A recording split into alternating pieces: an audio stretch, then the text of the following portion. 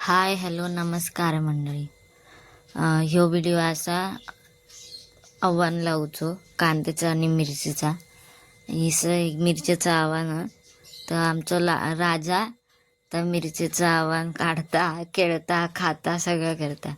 ह्याच्यात कांद्याचं आव्हान लावलेलं आहे ह्या कोपऱ्यात आणि दुसरीकडे मिरचीचं आव्हान लावतात. आता काका आव्हान नेऊन देतले. ये आजी सगळे आजी मिळून लावतात मिरचीचं आव्हान.